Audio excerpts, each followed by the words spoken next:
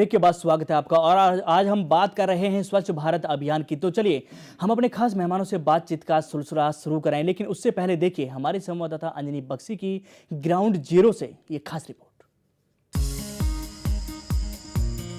स्वच्छ भारत अभियान के जरिए प्रधानमंत्री नरेंद्र मोदी ने देश की आवाम को स्वच्छता का जो पाठ पढ़ाया है वो सचमुच काबिले तारीफ है।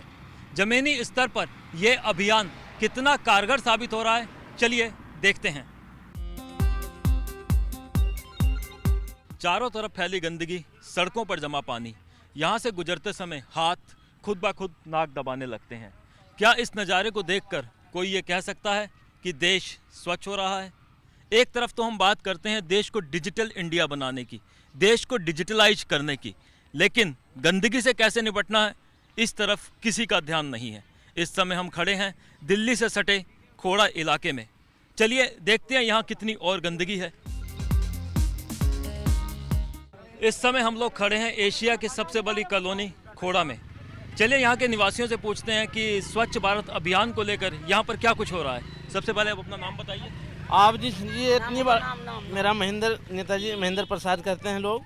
और यहाँ पर आज ने हमने 25 साल से देख रहे हैं कि यहाँ पर इतना आज की डेट में है जो कि खोड़ा में है जो कोई ऐसा हॉस्पिटल नहीं है कि है जो कि जगह खाली नहीं है, केवल मच्छर के बजाय देखो गंदगी। ये थोड़ा आने दीजिए। गंदगी इतनी भारी है कि कोई हिसाब नहीं है।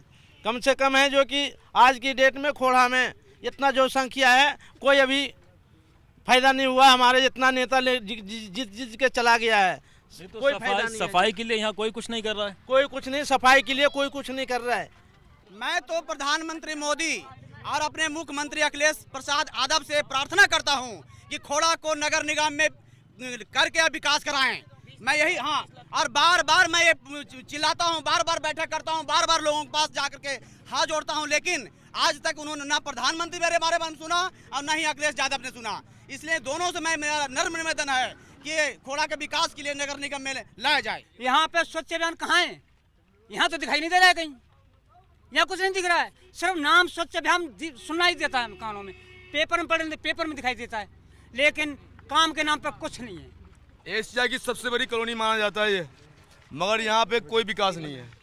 जो भी नेता आया वादा करके अपने वोट लिए और चले गए और कोई विकास नहीं है। मैं ये चाहता हूँ कि मोदी साहब हमारा इस खोड़े को देखें, ये गंदगी को देखें कि यहाँ तो कुछ भी नहीं है। कॉलोनी के अंदर बढ़ के देखिए, पानी इतना बढ़ा हुआ है, मकान डूबे पड़े हैं, मच्छरों के मारे परेशान हैं, हर तरह से परेशान हैं। आइए खोड़ा के अंदर चलकर देखते हैं कि यहाँ और कितनी गंदगी है और आम आदमी कितना परेशान है यहाँ की गंदगी से।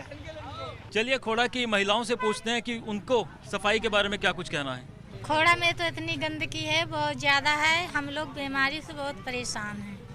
डेंगू बुखार बन गया, अभी खून की बोतल चढ़ के आई। नहीं तो जैसे अभी प्रधानमंत्री नरेंद्र मोदी ने जो स्वच्छ भारत अभियान चलाया है उसका कुछ असर यहाँ पर दिखाई दे रहा है आपको?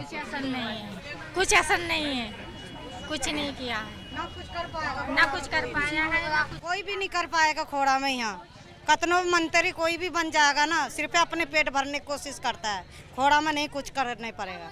ना गरीब आदमी को कोई कुछ मदद कर सकता है, कोई भी ना गरीब का कोई साथ दे सकता है। यहाँ अभी स्वच्छ भारत अभियान जो है जो कि पूरे हिंदुस्तान में चलाया जा रहा है, तो उसके चलते यहाँ पर जो एनडीएम जो भी आपकी कार्यपालिका है यहाँ पर कुछ साफ सफाई नहीं कुछ भी नहीं होते हैं, सर। ऐसा है गली को कोई सफाई ना कुछ।